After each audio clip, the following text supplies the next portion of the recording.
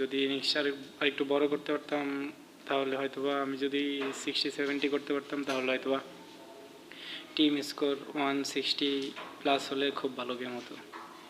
বলাররা খুব খেলাটা শেষ হওয়ার পর্যন্ত আনতে পারছে, এটা তাদের ক্রেডিট অবশ্যই। আপনাদের একটু আফসোস লাগতেছে কিনা যে একটু রান আর একটু বেশি দিতে? অবশ্যই আফসোস তো থাকবেই, কারণ আমরা কিন্তু দুই টিমেই এখন টপে আছি। আমরা যদি এই ম্যাচটা জিততে পারতাম তাহলে হয়তো বা নাম্বার 1-এ শেষ করতে পারতাম।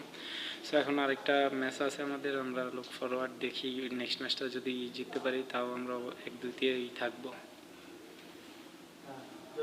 গেমটা যখন লাস্ট ওভারে গেল, লাস্ট ওভারে 11 ওভারে 2 উইকেট চলে গেছিল, তখন কি একটু আশা জাগছিল যে না আমরা এখান থেকে জিততে পারি? যখন শুরু ছিল আপনাদের কি অবস্থা ছিল? না, আমরা চেষ্টা করেছি যে শেষ পর্যন্ত নিয়ে যাওয়ার গেমটাকে, যেন যত লম্বা করা যায়। এখানে রান রেটেরও কিছু ক্যালকুলেশন আছে, সো আমরা চেষ্টা করেছি যত লং করা যায় একদম শেষ ওভারে গিয়ে শেষ করার।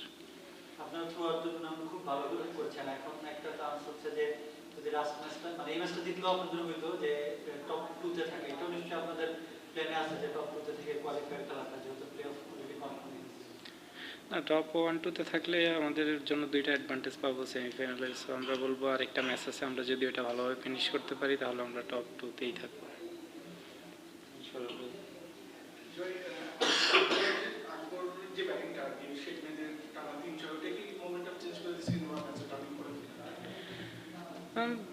ও বলবো যে ও ভালো ব্যাটিং করতেছিল, ওই ওভারটাতে যদি আরেকটু কনসিডার করা যেত তাহলে হয়তো বা খেলাটা অন্যদিকে যাওয়ারও চান্স থাকতো।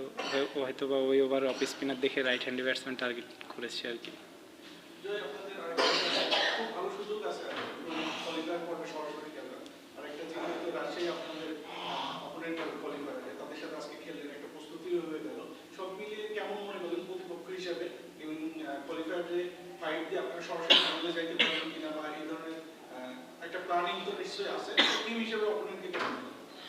না দেখেন, ও রাজশাহীর সাথে আমরা একটা ম্যাচ কিন্তু সিলেটে জিতেছি।